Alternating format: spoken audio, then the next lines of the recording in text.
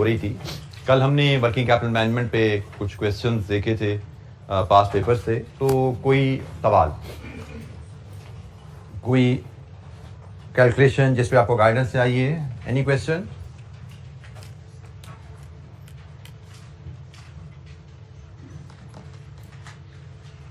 अच्छा जी, working capital पे एक क्वेश्चन हमारे पास और है, हम उसको देखते हैं, उसके बाद फिर हम नेक्स्ट टॉपिक पे बात शुरू करेंगे।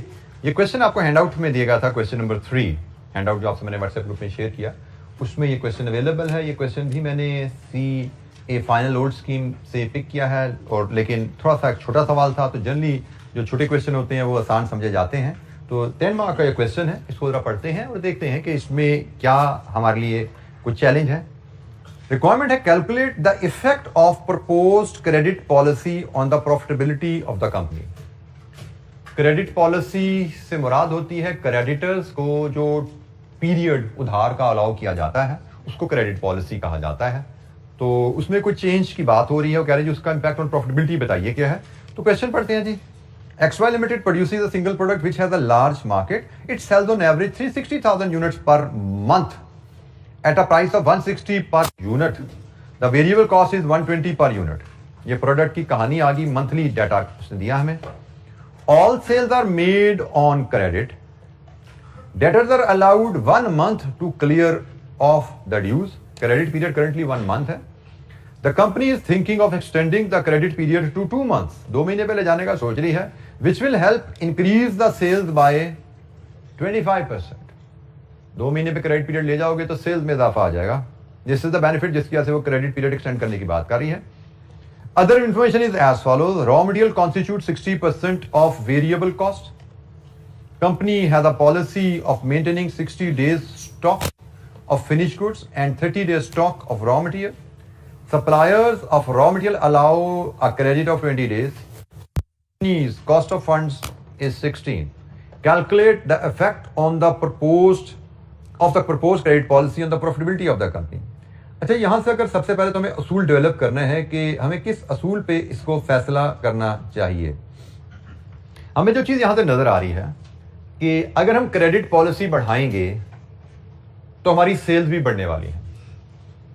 क्रेडिट पॉलिसी बढ़ाएंगे मतलब 1 महीने की जगह 2 महीना अलाउ करेंगे, तो पहली बात सेल्स ना भी हिलें, सेल्स अगर ना भी हिले तो पीरियड 1 मंथ से 2 मंथ्स पे जाने पे डेटर का बैलेंस बढ़ जाएगा, और सेल्स भी बढ़ गई हैं तो डेटर के बैलेंस में ज्यादा इजाफा आ गया, तो डेटर का बैलेंस तो बढ़ जाएगा भाई। ये पॉलिसी बदलने से डेटर का बैलेंस 2 वजह से बढ़ा, एक 1 मंथ से 2 मंथ पे गए और एक सेल्स बढ़ गई, क्योंकि डेटर के बैलेंस डिटर्मिनेशन में 2 चीजें आती है ना, एक एनुअल क्रेडिट सेल्स आती है और एक क्रेडिट पीरियड आता है। तो डेटर का बैलेंस हम देखते हैं वो बढ़ेगा। दूसरी चीज हम देखते हैं जब सेल्स बढ़ेंगी तो कॉस्ट ऑफ सेल्स बढ़ेंगी, कॉस्ट ऑफ सेल्स बढ़ेंगी तो हमारी फिनिश गुड का स्टॉक बढ़ जाएगा, क्योंकि फिनिश गुड का स्टॉक कॉस्ट ऑफ सेल्स पे और डेज पे डिपेंडेंट है। डेज तो नहीं बदले लेकिन कॉस्ट ऑफ सेल्स तो बदल गई। दूसरा, कॉस्ट ऑफ सेल्स बदलेंगी तो हमारी रॉ मटेरियल की कंजम्पशन बदलेगी, रॉ मटेरियल की कंजम्पशन बदलेगी तो हमारी रॉ मटेरियल डेज तो गिवन है, कंजम्पशन पे डिपेंडेंट है रॉ मटेरियल का स्टॉक लेवल। रॉ मटेरियल का स्टॉक लेवल 2 चीजों पे डिपेंडेंट होता है, रॉ मटेरियल कंजम्पशन पे और डेज पे। तो डेज तो नहीं बदले रॉ मटेरियल के, लेकिन कंजम्पशन तो बदल जाएगी। तो इसका मतलब अगले पीरियड में हमारे रॉ मटेरियल का स्टॉक भी बदलेगा एंड सिमिलरली पेबल्स भी हमारे बदलेंगे। सो हमारे एक है current receivable, inventory and payables, और एक आ जाएगा इस नई पॉलिसी के साथ अगले साल का रिसीवेबल्स, पेबल्स एंड इन्वेंट्री। इन दोनों का जो नतीजा रिजल्टेंट होता है, एक करंट वर्किंग कैपिटल है और एक प्रपोज वर्किंग कैपिटल रिक्वायरमेंट है। हमें इस सवाल का जो हल निकालना है वो हल हमारा निकलेगा इस अंदाज में। हम लेंगे हमारी प्रोजेक्टेड वर्किंग कैपिटल रिक्वायरमेंट क्या है, इसको हम कंपेयर करेंगे हमारी करंट वर्किंग कैपिटल रिक्वायरमेंट क्या है। यहां से हमें मिल जाएगा हमारी additional funds required. Additional fund required के साथ ही उसने हमें कॉस्ट ऑफ फाइनेंस दी गई है। इसको जब हम मल्टीप्लाई करेंगे कॉस्ट ऑफ फंड से, तो आपको याद हो हमने कॉस्ट फाइनेंसिंग वर्किंग कैपिटल की छोटी सी इक्वेशन पढ़ी थी, अभी तक इस्तेमाल नहीं की थी, पहला इस्तेमाल आ रहा है। Working capital investment into cost of fund, वो कॉस्ट ऑफ फाइनेंस आती है। लेकिन यहां पे हम एडिशनल फाइनेंस पे जब एडिशनल ये कॉस्ट ऑफ फाइनेंस अप्लाई करेंगे तो हमें मिलेगा additional cost of financing working capital. कि अगले साल हमें एडिशनल कितना पैसा देने पड़ेगा वर्किंग कैपिटल को फाइनेंस करने के लिए। और इस केस में वर्किंग कैपिटल को फाइनेंस क्यों कर रहे हैं आप? सेल्स बढ़ाने के लिए। ये कॉस्ट है, इसमें से बेनिफिट एडजस्ट कर दो। अगर हम देखते हैं हमारा एडिशनल कंट्रीब्यूशन हमें क्या मिलेगा, और फिर हम यहां पे नेट देख लेंगे। नेट हमारा प्रॉफिट आ रहा है या लॉस आ रहा है। हमसे रिक्वायरमेंट में क्या किया गया है? इंपैक्ट ऑन प्रॉफिट, यही कहा गया जी। इस पॉलिसी का इंपैक्ट ऑन प्रॉफिट बताइए। तो पॉलिसी का इंपैक्ट ऑन प्रॉफिट बताने के लिए हमें ये वर्किंग सारी करनी पड़ेगी। पहले इस वर्किंग के प्लान को समझ लीजिए। कोई चीज नहीं पिक हुई तो पूछिए। हमें देखना है हमारा, अगर हम पॉलिसी इंप्लीमेंट करते हैं, प्रोजेक्टेड वर्किंग कैपिटल रिक्वायरमेंट क्या होगी, हमारी करंट वर्किंग कैपिटल रिक्वायरमेंट क्या है, एडिशनल कितना पैसा हमें अगले साल इंजेक्ट करना पड़ेगा। उस एडिशनल पैसे पे रेट हमें ऑलरेडी गिवन है, कॉस्ट ऑफ फंड 16%। तो जो पैसा है उसको 16% से मल्टीप्लाई करेंगे। अगले साल की additional cost of financing working capital क्या है, और इस कॉस्ट के बदले हमें फायदा क्या होना है? Additional contribution. इन दो को कंपेयर करके हम देखेंगे नेट प्रॉफिट या लॉस क्या आ रहा है। This is our effect on P&L, increase और डिक्रीज। बल्कि हम उसने इफेक्ट पूछा है तो मैं इसको शायद इस अंदाज में दिखाना ज्यादा मुनासिब समझूंगा। Effect on profitability,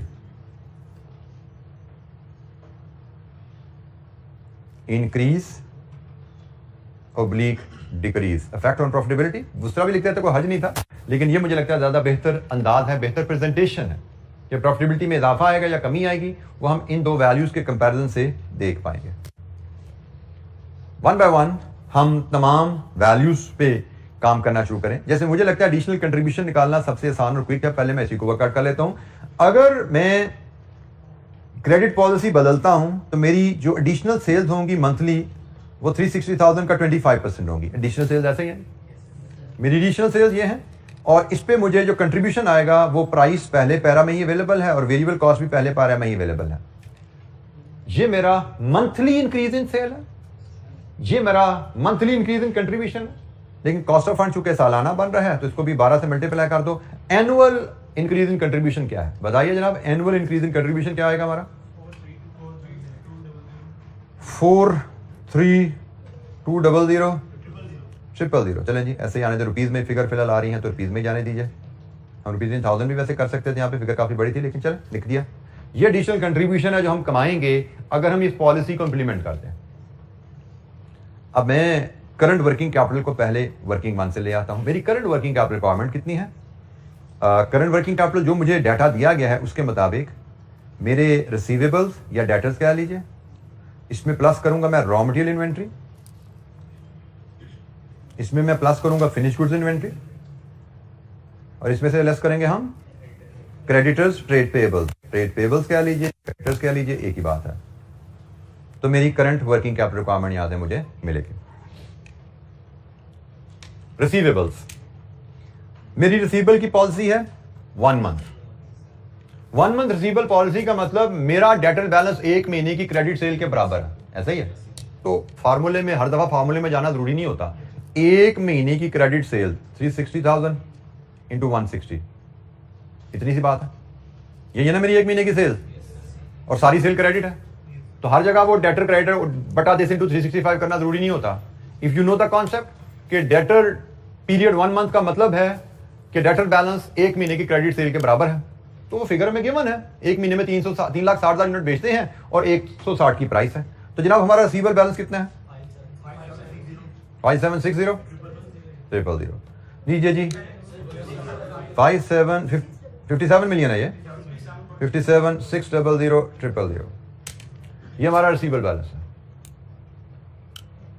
inventory balance चाहिए। इन्वेंट्री पीरियड कितने आज? ये हमें बताया गया है। इन्वेंट्री हमारा डिपेंड करता है मटेरियल यूजेज के ऊपर, ठीक है, और इन्वेंट्री का बैलेंस हमारा डिपेंड करता है इन्वेंट्री पीरियड के ऊपर। तो रॉ मटेरियल का पीरियड गिवन है जी हमें कितना? 20 डेज। रॉ मटेरियल का पीरियड 20 डेज है। अब जरा तुझे से देखिएगा, 3,60,000 raw material period is, note number 2 में है शायद, company has a policy of maintaining 60 days of stock of finish goods and 30 days stock of raw material. Raw material का 30 डेज है, सप्लायर का 20 डेज है, फिनिश गुड्स का 60 days है। तो हम रॉ मटेरियल की बात कर रहे हैं। यह है 1 महीने की सेल्स, यह है 1 महीने की वेरिएबल कॉस्ट, और यह है 1 महीने की मटेरियल कॉस्ट। ऐसा ही है। हमें इसने कहा रॉ मटेरियल इन्वेंट्री 30 डेज है, इसका मतलब रॉ मटेरियल का स्टॉक 30 डेज की कॉस्ट के बराबर होता है। आगे इसके अलावा कुछ नहीं करना, खत्म होगी बात। बताइए कितना है रॉ मटेरियल स्टॉक? 25,920,000। आप को उसने कहा आपकी पॉलिसी है 1 महीने 30 डेज के बराबर रॉ मटेरियल का स्टॉक रखना। तो ये 30 डेज की सेल्स है, ये 30 डेज की वेरिएबल कॉस्ट ऑफ सेल्स है, और ये 30 डेज की मटेरियल कॉस्ट है। वेरिएबल कॉस्ट का 60%। ऐसा ही है।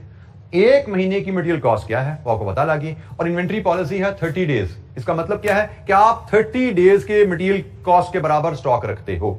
अब आपको एनुअल कंजम्पशन दी जाती, annual consumption divide by days in a year into 30 days कर लेते हैं, तो भी एक बात है। अब यहां पे उसने मंथली डाटा दिया हुआ है, तो हमें मंथली से एनुअल पे जाके एनुअल से 12 मंथ में आने की क्या जरूरत है, जैसे हमने यहां पे किया। मंथली डाटा गिवन है और हमने आसानी से रिसीवेबल बैलेंस निकाल लिया, मंथली डाटा गिवन है, आसानी से इन्वेंट्री बैलेंस निकाल लिया। And same we can do for the finish goods. Finish goods में उसने कहा है कि जी आपकी जो वो है उसका पीरियड कितने हैं? 2 मंथ्स, 60 डेज। बिल्कुल ठीक है जी, 60 डेज का मतलब 2 मंथ ही होगा ना हमारे लिए। तो 360 यूनिट्स इंटू 120। अब जो फिनिश गुड्स हैं वो फुल कॉस्ट पे वैल्यू किए जाएंगे। ठीक है, मटेरियल था ना, cost of cell variable cost में 60% मटेरियल था, लेकिन फिनिश गुड्स तो पूरी कॉस्ट पे जाएंगे। ये 1 महीने की कॉस्ट ऑफ वेरिएबल कॉस्ट है इंटू 2। तो जनाब बताइए यहां से क्या बना फिनिश गुड्स आपका? 86 मिलियन, 4 मिलियन। आखिरी आइटम रहेगी परचेजेस, और परचेजेस का उसने कहा जी 20 डेज। 20 डेज का मतलब है कि आपकी 20 डेज की परचेजेस के बराबर। तो हम यहां पे लेंगे जी सालाना, मंथली हम खरीदते हैं 3,60,000 यूनिट्स, बेचते हैं, इसके हिसाब से इनकी कॉस्ट वेरिएबल कॉस्ट, इसके हिसाब से इनकी मटेरियल कॉस्ट, ये 1 महीने की मटेरियल कॉस्ट है। तो पेबल बैलेंस कितना है? 20 डेज। इसको 20/30 कर दो, ये 1 महीने की मटेरियल कॉस्ट है ना, तो पेबल बैलेंस 20 डेज पे है 280,000। लीजिए जी आपका current balance of current working capital balance कितना है? करंट वर्किंग कैपिटल आपका कितना आ रहा है? कैलकुलेट कीजिए यहां से, तमाम करंट एसेट्स का टोटल कीजिए, करंट लायबिलिटीज माइनस कीजिए। 152,640,000। करंट आपका वर्किंग कैपिटल बैलेंस कितना है?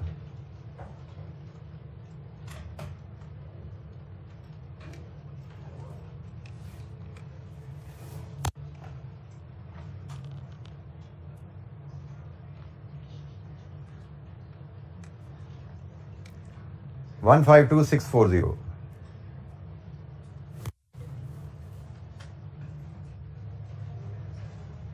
करंट वर्किंग कैपिटल रिक्वायरमेंट आपकी क्या है?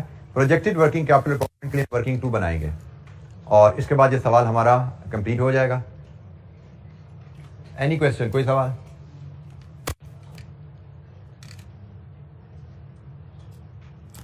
मैं इसकी थोड़ी सी वर्किंग को स्मार्टली जरा यहाँ पे प्रेजेंट करूँ।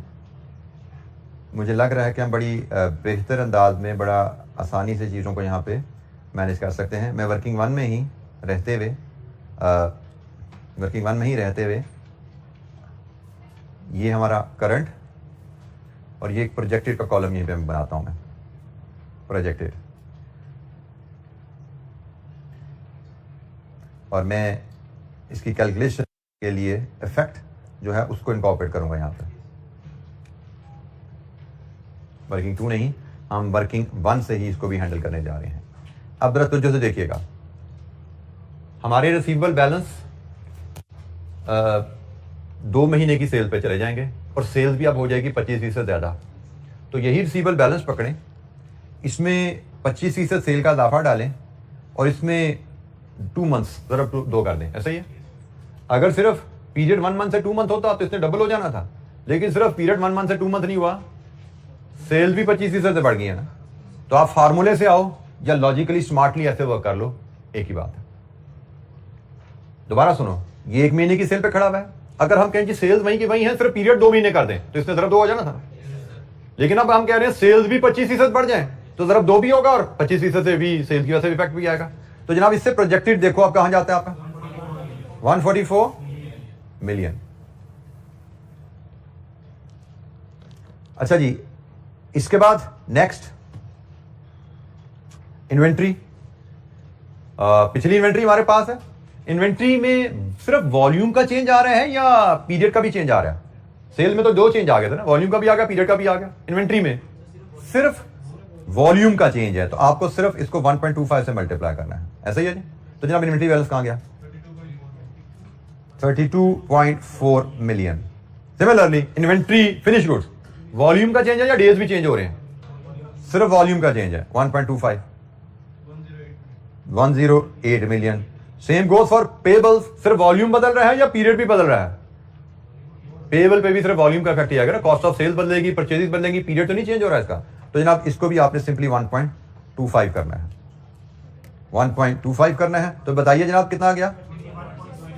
21.6 मिलियन। लीजिए जी, यहां से आप देखिए आपका रिवाइज्ड वर्किंग कैपिटल रिक्वायरमेंट क्या आती है, प्रोजेक्टेड वर्किंग कैपिटल रिक्वायरमेंट। आपको अगले साल कितना वर्किंग कैपिटल चाहिए होगा अगर आप इंक्रीज इन सेल्स को टारगेट करते हो? 262.8 मिलियन।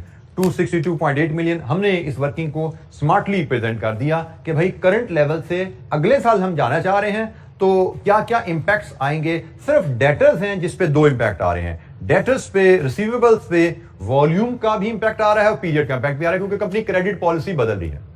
क्रेडिट पॉलिसी बदलने से सेल्स बढ़ गई हैं, तो क्रेडिट पॉलिसी का इंपैक्ट भी डेटर्स पे आ गया, सेल्स बढ़ने का इंपैक्ट भी आ गया। लेकिन बाकी जगह कहीं कंपनी पॉलिसी नहीं बदल रही, वो डेज वहीं के वहीं खड़े हैं। ये 1 मंथ पे है, ये 2 मंथ पे है और ये 20 डेज पे, इनमें कोई चेंज नहीं आया। इनको सिर्फ वॉल्यूम की हिट लगेगी कि वॉल्यूम की वजह से जब सेल्स बढ़ेंगी, कॉस्ट ऑफ सेल्स बढ़ेंगी, तो इनके बैलेंसेस भी बढ़ जाएंगे उसी प्रोपोर्शन में। तो हम अगेन, मैं फिर बात करूं, आप सालाना वैल्यूज निकाल के फार्मूला से लाएं, डिवाइड बाय 360 into 30 करके लाएं, या आप इस तरह एडजस्ट कर दें, एक ही बात है। ठीक है, तो हमने स्मार्टली एडजस्ट किया 62.8 मिलियन। अब यहां से बताइए आपका इंक्रीज एडिशनल फंड्स कितना आपको चाहिए अगले साल? 110.16 मिलियन। इस पे 16% सालाना कॉस्ट कितनी पड़ जाएगी आपको? 625 600। तो जनाब यहां से हम देखते हैं एडिशनल कंट्रीब्यूशन है, नेट इंक्रीज इन प्रॉफिट आ रहा है। कितना इंक्रीज इन प्रॉफिट है?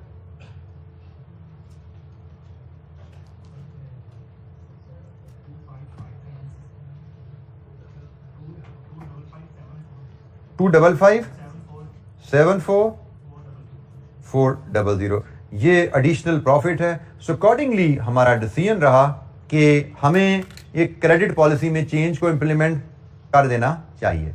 यही फैसला बना ना हमारा, क्योंकि हम देख रहे हैं क्रेडिट पॉलिसी में चेंज करने की वजह से हमारे प्रॉफिट में इजाफा आ रहा है। सो हमसे पूछा यही गया, सॉरी, उसने कहा इम्पैक्ट ऑन प्रॉफिट बताइए। तो impact on profit is increase. हमारा सवाल यहाँ पे आंसर हमारा कंप्लीट हो गया। उसने हमसे ओपिनियन नहीं आगे मांगी क्या करना है, उसने कहा जी प्रॉफिट पे इफेक्ट बताइए। तो इफेक्ट ऑन प्रॉफिट है 25,574 का इजाफा। जी, एनी क्वेश्चन, किसी कैलकुलेशन पे कोई गाइडेंस चाहिए आपको तो पूछिए। ये हमारी कंप्लीट आंसर की वर्किंग है, बाकी वर्किंग से हमने इसको सपोर्ट किया हुआ है। ये आंसर है हमारा, आगे इसकी वर्किंग आ रही है। यहां तक हमारा आंसर है, इफेक्ट ऑन प्रॉफिट इंक्रीज नजर आ रहा है हमें। जी, एनी क्वेश्चन?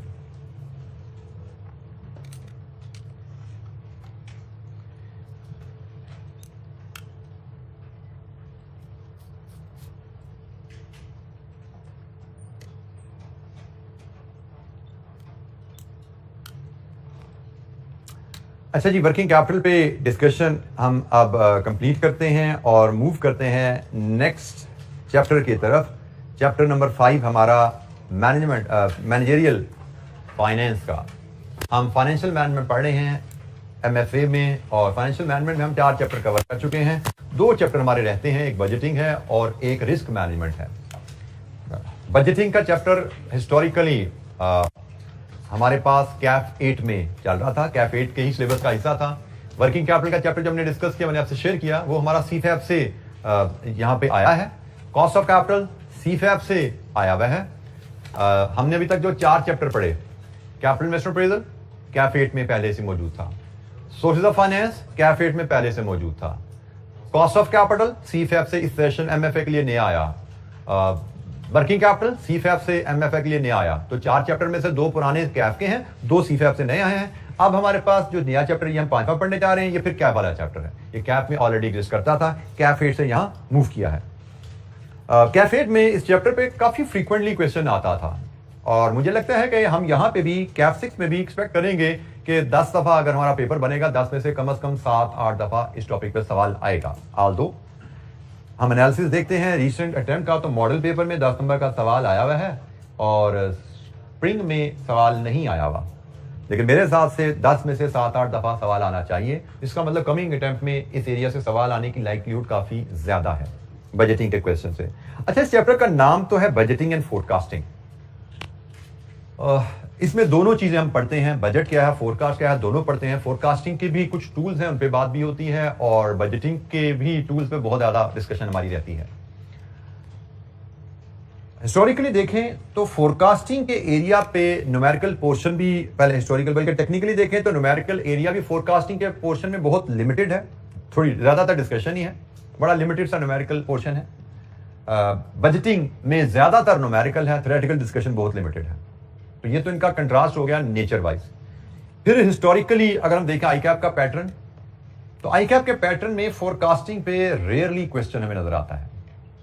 फोरकास्टिंग पे हमें रेयरली क्वेश्चन नजर आता है। पास्ट पेपर्स हम जब उठाते हैं, कैफ के उठाएं या सीफैप के उठाएं, तो मुझे लगता है कि मैंने सीफैप के और कैफ के मिला के अगर मैंने कोई 50 को क्वेश्चन देखे मैं बजटिंग और फोरकास्टिंग के एरिया पे, तो उन 50 में से शायद सीफैप में एक दफा फोरकास्टिंग पे सवाल आया हुआ है। इतनी लेस लाइक्लीहुड है, बट ये कहानी थी पुरानी। अब आप आ गए नई स्कीम में जिसमें आ गया एमसीक्यू भी, तो यू नेवर नो, फोरकास्टिंग पे पूरा सवाल तो एग्जामिनर ना दे, लेकिन 1 या 2 एमसीक्यू 2-3 नंबर के दे सकता है। तो फोरकास्टिंग को हम करेंगे सिर्फ उतना ही जितना क्लासरूम में हमने पढ़ लिया, उससे ज्यादा कोई रिसर्च इस पर नहीं करनी है आपने। जितनी क्लासरूम में डिस्कशन होगी, जितना नोट्स में लिखा हुआ, दैट्स इट। आपने इसके ढूंढ के सवाल कहीं से पास पेपर में टाइम इस पे इन्वेस्ट नहीं करना।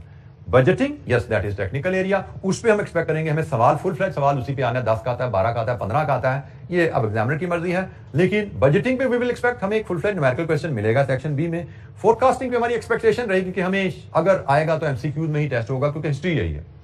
बट हम जीरो नहीं होंगे, हम पढ़ के जाएंगे, जो क्लासरूम में हम एस्पेक्ट फुली कवर करेंगे। कभी 5-7 नंबर का सवाल दे भी दिया उसने तो हम कर पाएंगे, ऐसा नहीं कि हम जीरो होंगे। हम फोरकास्टिंग को भी पढ़ेंगे, हम बजटिंग को भी पढ़ेंगे। ज्यादा टाइम हमारा बजटिंग पे जाने वाला है, फोरकास्टिंग में शायद हमारा मैक्सिमम 1 लेक्चर लगना है, बजटिंग पे में भी हमारे 6-7-8 लेक्चर लगने हैं। ठीक है, तो हमारा टाइम भी इसी हिसाब से इन्वेस्ट होने जा रहा है। तो जनाब बजटिंग फोरकास्टिंग हम टर्म बोली जा रहे हैं, सबसे पहले इनका मतलब तो समझे होता क्या है। ये बजट से मुराद है एन ऑर्गेनाइजेशनल प्लान, एक इदारे का plan. Plan is always about future, you should know that. Relating to a fixed future period express in numbers. Organizational plan relating to future express in number. Numbers में express किया जाए plan. किस तरह express किया जाता है, इसकी documents क्या होती हैं? Budgeted statement of comprehensive income, PNL जिसको हम कहते हैं, budgeted statement of financial position, budgeted statement of cash flows.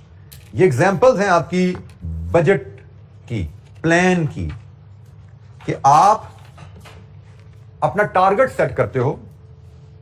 Plan को हम टारगेट भी कह सकते हैं कि आने वाले फ्यूचर पीरियड में आप कितना मुनाफा कमाना टारगेट करते हो। आने वाले साल के एंड पे आपकी स्टेटमेंट ऑफ फाइनेंशियल पोजीशन में एसेट्स और लायबिलिटीज कितनी आप टारगेट करते हो या एक्सपेक्ट करते हो, और आने वाले साल में आपके कैश फ्लोज की पोजीशन क्या होने वाली है, कितना इनफ्लो कितना आउटफ्लो डिफरेंट हेड्स में आपको मिलने वाला है। तो ये है जी बजट, फ्यूचर का plan express in numbers, usually using these 3 comprehensive documents. एक होता है फाइनेंशियल अकाउंटिंग में पीएनएल बनाना, वो होता है पास्ट। ये है बजट में पीएनएल बनाना कि अगले साल हम क्या कमाना चाहते हैं, कितना रेवेन्यू कमाना चाहते हैं, कितनी कॉस्ट ऑफ सेल हमारी अगले साल होंगी, कितना प्रॉफिट आएगा। अगले साल के एंड पे हमारी इन्वेंट्री कितनी होगी, रिसीवेबल कितने होंगे, कैपिटल एसेट कितने होंगे, लायबिलिटीज कितनी होंगी, कैपिटल कितना होगा। अगले साल के दौरान हमारा operating cash flow, investing cash flow, financing cash flow, कितना इनफ्लो आउटफ्लो होगा, हमारी कैश पोजीशन क्या बनेगी अगले साल के एंड पे। हम टारगेट करते हैं।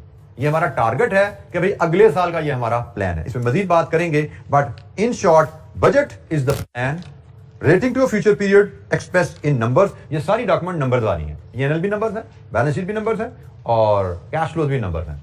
ये सारे नंबर्स हैं जिनकी हम बात कर रहे हैं।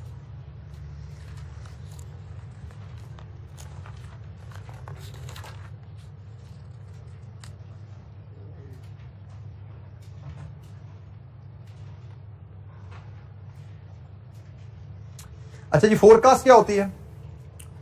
Forecast is use of historic data to determine the direction of future trends.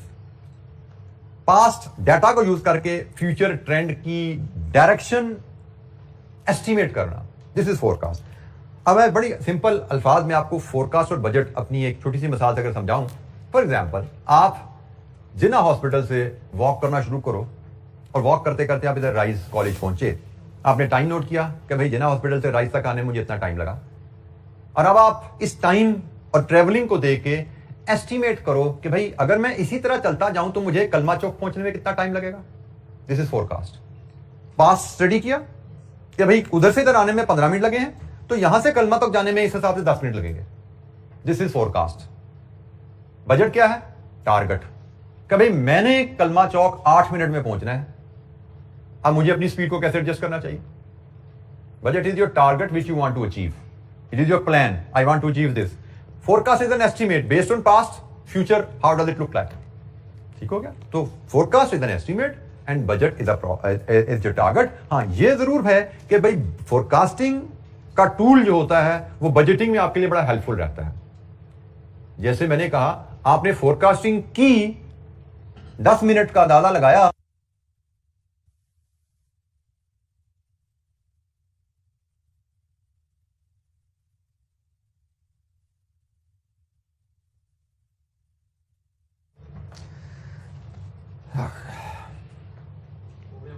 हो गया on.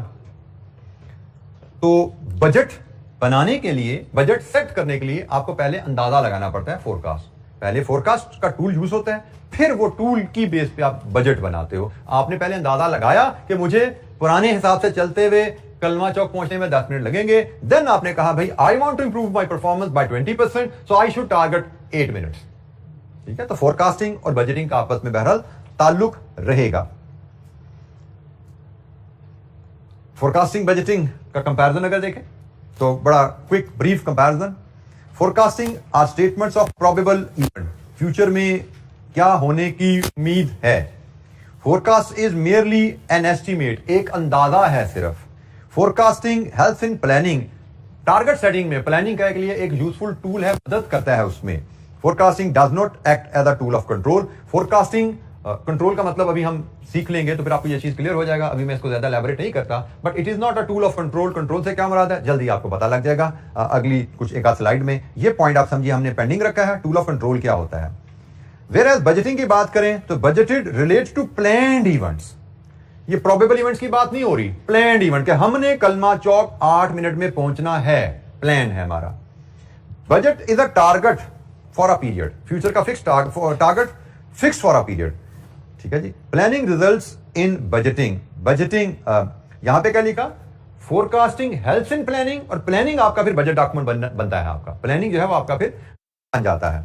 And budget serves as a controlling tool. अब अगेन ये कंट्रोलिंग टूल से क्या मुराद है इसको हम जल्दी डिस्कस कर रहे हैं। सो फोरकास्टिंग एंड बजटिंग का डिफरेंस बड़ा जरूरी है। इन पे भी हमें लगता है कि एमसीक्यूज यहां पे बन सकता है छोटा सा कि भाई व्हाट इज नॉट बजटिंग या व्हाट इज नॉट फोरकास्ट या व्हाट इज बजटिंग। ये कुछ इनमें से कुछ स्टेटमेंट दी जाए आपको और आपसे कहा जाए बताओ भाई बजट इनमें से कौन सा है कौन सा नहीं है। तो ये differentiation you should know. Reading will be critical way, तो हमेशा हर सब्जेक्ट में क्रिटिकल होती है, लेकिन हमारे पेपर में एमएफए में एमसीक्यूज के आने की वजह से रीडिंग की अहमियत बढ़ गई है। फाइनेंस में भी है, आप जो मैनेजरियल पोर्शन पढ़े वो तो है ही ज्यादा उसमें रीडिंग, लेकिन फाइनेंस में भी आपकी रीडिंग बड़ी अहम है, क्योंकि इस तरह के एरियाज जो कि एग्जामिनर जिन पे न्यूमेरिकल क्वेश्चन सेट नहीं कर पाता, एक आध एमसीक्यू डालना उसके लिए बड़ा आसान है। तो हमेशा रेगुलर पढ़ने की आदत रखिएगा।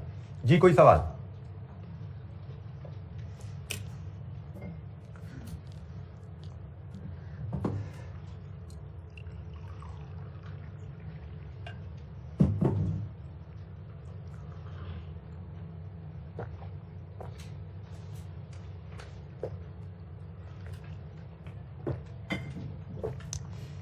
अच्छा जी, हम फोरकास्टिंग पे बात शुरू करते हैं पहले, जो कि जैसे मैंने कहा छोटा रेलेवेंट पोर्शन है और इसमें ज़्यादा डिस्कसिव बातें हैं, न्यूमेरिकल पोर्शन भी आएगा इसमें।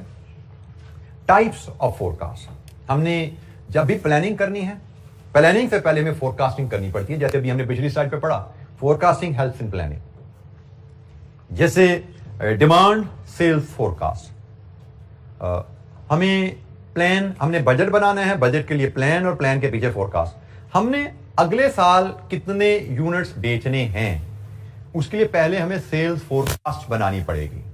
पास्ट ट्रेंड को देखते हुए अगले साल कितने यूनिट्स बेच सकते हैं, दिस इज सेल्स फोरकास्ट। कैसे करेंगे सेल्स फोरकास्ट, इसमें हम बात करेंगे आगे चल के। लेकिन सेल्स फोरकास्ट आप बनाओगे, फॉर एग्जांपल आपने अंदाजा लगाया पिछले 5 सालों में जैसे हमारी सेल्स का ट्रेंड रहा है, अगर हम उसी हिसाब से चलते रहे तो अगले साल हम 10,000 यूनिट्स बेचेंगे, दिस इज सेल्स फोरकास्ट। चलिए मैं इसको थोड़ा टारगेट से लिंक भी कर देता हूं कि भाई पिछले साल के हिसाब से चलते रहे, पिछले सालों के हिसाब से चलते रहे तो 10,000 बेचेंगे, बट हमने पिछले सालों के हिसाब से नहीं चलना, हमने बेहतर चलना है।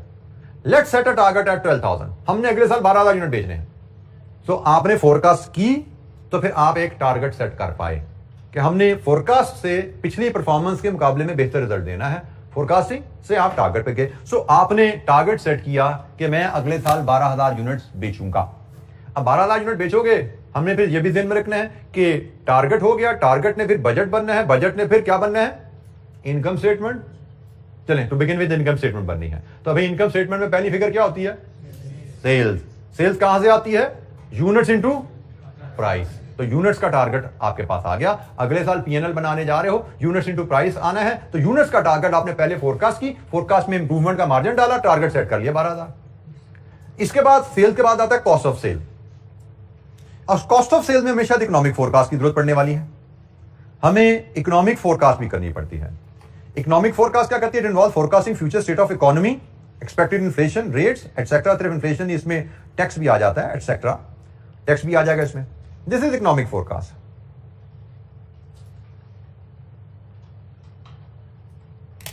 कि आपने अगर बजट बनाना है अगले साल का, तो आपको फोरकास्ट करना पड़ेगा कि अगले साल एक्सपेक्टेड इन्फ्लेशन रेट्स क्या चलेंगे, बिजली का पर यूनिट रेट कहां जाएगा, टैक्सेशन के रेट्स क्या होंगे, गवर्नमेंट के डिफरेंट लेवीज, एक्साइज, इंपोर्ट क्या होगी, तभी आप कॉस्ट ऑफ सेल्स की फिगर बना पाओगे ना। क्योंकि कॉस्ट ऑफ सेल्स में क्या आएगा, मेजर कंपोनेंट देखें तो एक तो सेल्स की बेसिस पे प्रोडक्शन, प्रोडक्शन से रॉ मटेरियल आ गया, क्वांटिटी, लेकिन साथ ही बाकी खर्चे भी तो आने वाले ना, क्वांटिटी इनटू रेट। अब रेट क्या है, पिछले साल का तो पता है, अगले साल क्या होगा, इन्फ्लेशन पे डिपेंडेंट। हम इंपोर्ट कर रहे हैं तो सिर्फ सप्लायर को कीमत नहीं पे करनी, हमें उसकी इंपोर्ट ड्यूटी का रेट भी चाहिए। हम इंपोर्ट कर रहे हैं, हमें डॉलर का भी एक्सपेक्टेड रेट चाहिए, और अल्टीमेटली पीएनएल पूरा करना है तो नीचे जाकर टैक्स भी तो डालना पड़ेगा ना, अगले साल हमारा टैक्स क्या होगा। सो इकोनॉमिक फोरकास्ट भी हमें बनानी पड़ती है। अगर हम बजट बना रहे हैं तो हमें इकोनॉमिक फोरकास्ट भी चाहिए कि अगले साल हमारे डिफरेंट जो इकोनॉमिक फैक्टर्स हैं उनकी क्या वैल्यूज एक्सपेक्टेड हैं। मैंने 2-3 आपके सामने कुछ फैक्टर्स बोले, जैसे इन्फ्लेशन, जैसे टैक्स रेट, जैसे इंपोर्ट गवर्नमेंट की लेवीज, सेल टैक्स रेट क्या होगा, एक्साइज ड्यूटीज क्या होंगी, इंपोर्ट ड्यूटीज क्या होगी। ये सारी चीजें हमें अगले साल की अंदाजा लगानी पड़ेंगी, तो ही अगले साल का पीएनएल बनेगा। सो हमें इकोनॉमिक फोरकास्ट भी करनी पड़ती है, फिर हमें टेक्नोलॉजिकल फोरकास्ट भी करनी पड़ती है। टेक्नोलॉजिकल फोरकास्ट क्या है कि हम जो प्रोडक्शन टेक्नोलॉजी यूज कर रहे हैं, क्या ये टेक्नोलॉजी अगले साल सक्सेसफुली चलती रहेगी या इसके एडवांस वर्जन्स आने वाले हैं। टेक्नोलॉजिकल फोरकास्ट बड़ी जरूरी है, क्योंकि अगर आप टेक्नोलॉजिकल फोरकास्ट नहीं करते तो फॉर एग्जांपल आपकी प्रोडक्शन मशीनरी जो है वो बिल्कुल ऑन द वर्च ऑफ ऑब्सोलिसेंस है, बहुत ज्यादा रिसर्च हो चुकी है, नई टेक्नोलॉजी लॉन्च होने वाली है। अगर आप फोरकास्ट करके इस चीज को आइडेंटिफाई नहीं कर पाते कि मेरी मशीनरी की नई टेक्नोलॉजी लॉन्च होने वाली है, तो आपको जब पता ही नहीं कि लॉन्च होने वाली है तो उस पर शिफ्ट होने की फाइनेंशियल प्लानिंग आप कैसे करोगे। क्योंकि जब भाई नई टेक्नोलॉजी आने का मतलब क्या है कि पुराना प्लांट बेचना है, नया प्लांट खरीदना है, और इस काम में तो करोड़ों अरब रुपए लग जाते हैं बात का, डिपेंडिंग ऑन आपके बिजनेस का साइज क्या है। आपने अगर ये फोर्सी ही नहीं किया कि भाई टेक्नोलॉजी बदलने वाली है, तो आपने पैसों का बंदोबस्त भी नहीं किया। सोर्स ऑफ फाइनेंस में हमने बातें की हैं कि पैसों का बंदोबस्त करने में टेक्स टाइम, आपको फिजिबिलिटी बनानी पड़ती है, फाइनेंसर से डिस्कशन करनी पड़ती है, निगोशिएशन करनी पड़ती है, it takes time in raising finance. आपको पता ही नहीं टेक्नोलॉजी चेंज हो रही है, आपने फाइनेंस की अरेंजमेंट का बंदोबस्त ही नहीं किया हुआ। अगर आपके कंपेटिटर्स प्रॉपर टेक्नोलॉजिकल फोरकास्ट के साथ चल रहे हैं, वो फाइनेंस अरेंज करके बैठे हुए हैं। जैसे ही टेक्नोलॉजी चेंज हुई, they immediately switch to the new technology. और नई टेक्नोलॉजी से क्या इफेक्ट आ सकते हैं possibly? Quality of the product में improve and cost of the product में रिड्यूस। दोनों केसेस में आप आउट ऑफ बिजनेस हो जाओगे अगर आपने ये प्लानिंग ना की, ये फोरकास्टिंग ना की। सो प्लानिंग हमें करनी है और प्लानिंग के लिए हमें फोरकास्टिंग की जरूरत पड़ती है। ये टेक्नोलॉजिकल फोरकास्ट एक तो मैंने बिजनेस पॉइंट ऑफ व्यू आपको बता दिया ना, बिजनेस पॉइंट ऑफ व्यू से इसको हिट पड़ जाएगी हमें, लेकिन बजटिंग पॉइंट ऑफ व्यू से नया प्लांट खरीदना है तो फाइनेंसिंग कैश फ्लो अरेंज करने का प्लान करो। नया प्लांट खरीदना है तो इन्वेस्टिंग कैश फ्लो अपनी प्लानिंग में डालो। नया प्लांट खरीदना है तो नए प्लांट की डेप्रिसिएशन पीएनएल में डालो, ताकि आपकी प्लानिंग की एक्यूरेसी बेहतर से बेहतर हो। तो प्लानिंग की एक्यूरेसी बेहतर से बेहतर करने के लिए आपको टाइप्स ऑफ फोरकास्ट की हम बात कर रहे हैं। आपको सेल्स फोरकास्ट करनी पड़ती है, आपको इकोनॉमिक फोरकास्ट करनी पड़ती है, आपको टेक्नोलॉजिकल फोरकास्ट करनी पड़ती है। ये 3 ब्रॉड टाइप्स ऑफ फोरकास्ट हैं जो बजटिंग के लिए आपको करनी पड़ेगी, जो प्लानिंग के लिए आपको करनी पड़ेगी। पहले फोरकास्ट है, फिर फोरकास्ट की मदद से आप प्लान बनाते हो। अच्छा, जिसके बाद है जी फोरकास्टिंग मेथड्स। फोरकास्ट करनी है तो फोरकास्टिंग के मेथड्स क्या है? थ्योरेटिकल डिस्कशन ज्यादातर, थोड़ा सा न्यूमेरिकल आएगा मुझे लगता है यहां पे आके क्वांटिटेटिव मेथड में। पहला फोरकास्टिंग मेथड में 2 ब्रॉड कैटेगरीज ऑफ टूल होते हैं, एक क्वालिटेटिव टूल और एक क्वांटिटेटिव टूल। जैसे नाम से ही जाहिर है, क्वांटिटेटिव मतलब नंबर्स वाला टूल, इसमें नंबर यूज होते हैं। क्वालिटेटिव मतलब इसमें नंबर्स यूज नहीं होते, ये सब्जेक्टिव टूल है, ये जजमेंटल टूल है, जजमेंट की बेसिस पे यूज किया जाता है। तो qualitative tool based on human judgment, qualitative tool non mathematical approach है। क्वालिटेटिव टूल बहुत कामयाब है लेकिन शॉर्ट टर्म प्रेडिक्शन में इस पे थोड़े से टूल पे हम बात करेंगे। वेयर क्वांटिटेटिव टूल जो है वो मैथमेटिकल न्यूमेरिकल मॉडल्स होते हैं, जिसकी फर्दर 2 टाइप्स हैं, एक टाइम सीरीज है, एक कॉजल मॉडल है। तो फोरकास्टिंग मेथड्स में हम पे यहां पे भी नोट भी आ सकता है 2-3 नंबर का, और हमें एमसीक्यूज में भी टेस्ट किए जा सकते हैं। क्वालिटेटिव मेथड्स क्या है? There are 4 types of qualitative methods of forecasting. आपने सेल्स फोरकास्ट करनी है, आपने इकोनॉमिक फोरकास्ट करनी है, आपने टेक्नोलॉजिकल फोरकास्ट करनी है। 4 मेथड्स हैं जिनसे हम क्वालिटेटिव वे में फोरकास्ट कर सकते हैं। जैसे सेल्स फोरकास्ट की मिसाल लेके आप मार्केट रिसर्च को समझ सकते हो। सेल्स फोरकास्ट आप करना चाह रहे हो, आप मार्केट रिसर्च की मदद से सेल्स फोरकास्ट बना सकते हो। मार्केट रिसर्च क्या होती है? Surveys and interviews. आप 10 लोगों या 20 लोगों की टीम बनाओ, उनको एक सर्वे क्वेश्चन दो, उस क्वेश्चन को इस तरह डिजाइन किया जाता है जिसमें पूछा जाता है कस्टमर की आपकी प्रोडक्ट से सेटिस्फेक्शन क्या है, कस्टमर आपकी प्रोडक्ट को अपने फ्रेंड्स एंड फैमिली मेंबर्स को रिकमेंड करने में इंटरेस्टेड, कस्टमर आपकी प्रोडक्ट को कितनी वैल्यू प्लेस करते हैं। सो उन क्वेश्चनर के रिस्पॉन्स से आप जजमेंट डेवलप कर सकते हो कि हमारी प्रोडक्ट की सेल्स अगले साल किस डायरेक्शन में जाने वाली है। एस्टिमेट कर सकते हो, मार्केट रिसर्च सर्वेज की मदद से आप एस्टिमेट कर सकते हो सेल्स की डायरेक्शन। ये हमने कहा जी क्वालिटेटिव मेथड है। इससे आपको नंबर्स नहीं मिले कि हमारी सेल कितने यूनिट्स होगी अगले साल, 12,000 या 14,000। इससे आपको एक डाटा सा मिल गया जिसकी बेस पे आप जजमेंट एक्सरसाइज कर सकते हो कि लोगों को आपकी प्रोडक्ट पसंद है या नहीं है। पसंद है तो कितने % लोगों को पसंद है, कितनी पसंद है, इतनी पसंद है कि अपने दोस्तों को भी बताते फिरते हैं या सिर्फ अपने तक ही रखते हैं। सो जजमेंट के लिए आपको डाटा मिलेगा, आप मार्केट रिसर्च के थ्रू सेल्स फोरकास्ट जैसे मैंने कहा आप डेवलप कर सकते हो। Another qualitative method, jury of executive opinion. ये भी एक judgment based, human judgment based tool है। इसमें क्या किया जाता है कि आप फॉर एग्जांपल हम इकोनॉमिक की फोरकास्ट, इन्फ्लेशन की फोरकास्ट डेवलप करना चाहते हैं। हम इन्फ्लेशन की फोरकास्ट डेवलप करना चाहते हैं कि अगले साल हमारे कंट्री में इन्फ्लेशन क्या रहेगी, बजटिंग के लिए हमें इसकी जरूरत है। इसलिए क्या जाता है कि small group of high level managers group इकट्ठा किया, हमने कंसल्टेंट एंगेज किया, 4 लोगों को एंगेज किया, उनका हम बजट बनाने जा रहे हैं, बड़ी कीमती हमारी डॉक्यूमेंट होती है, हम चाहते हैं बड़ी एक्यूरेट डॉक्यूमेंट हो, काइंडली हमें हेल्प कीजिए, ज्वाइन कीजिए हमारी टीम को और हमें अगले साल की एक्सपेक्टेड इन्फ्लेशन फोरकास्ट करने में मदद कीजिए। So group of high level managers हमने एंगेज किए। मकसद क्या है कि ये आपस में डिस्कशन करें, ठीक है जी, और इसमें कुछ ना कुछ स्टैटिस्टिकल मॉडल भी वो यूज कर सकते हैं। generating new ideas by working together, wherein the managerial experience is combined with the statistical model. Jury of executive opinion, team को टास्क दिया कि भाई आप 4 लोग एक्सपर्ट हैं, काइंडली बैठिए, डिस्कशन कीजिए, किसी टूल की जरूरत है इस्तेमाल कीजिए, हमें आप इन्फ्लेशन की एक्सपेक्टेड रेट बताइए अगले साल क्या होगा।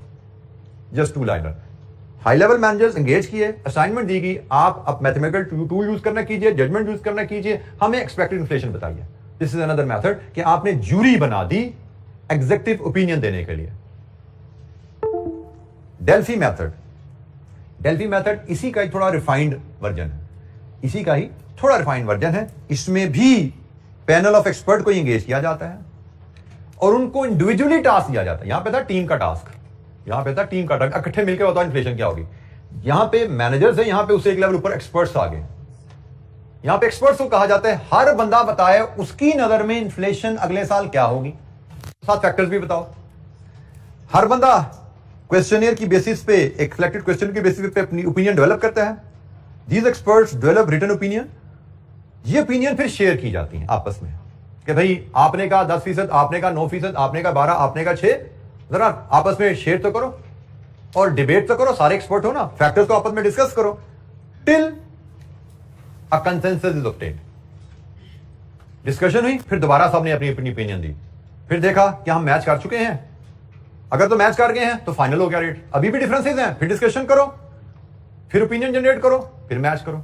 This exercise repeated until a consensus is obtained. यहां पे ग्रुप ओपिनियन दे रहा है, यहां पे इंडिविजुअल ओपिनियन दे रहे हैं, फिर डिबेट हो रही है, फिर दोबारा ओपिनियन आ रही है, फिर डिबेट हो रही है, फिर ओपिनियन आ रही है, till consensus is reached. Again हमें यहां पे जिस तरह जितनी दो लाइनें लिखी हुई हैं इतनी ही याद रखेंगे आप तो बहुत है, मोर देन सफिशिएंट है, कोई रिसर्च इसमें नहीं करनी।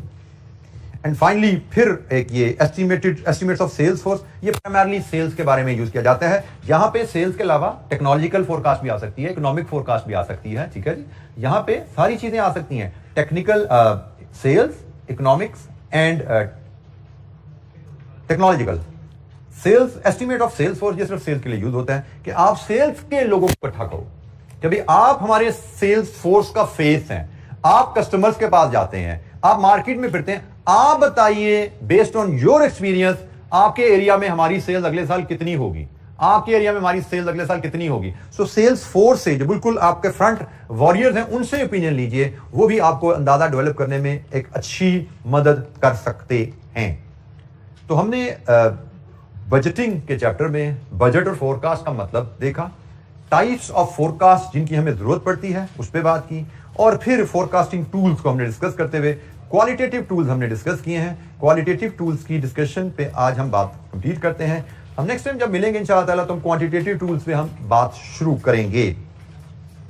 आज के लिए इतना ही, थैंक यू वेरी मच।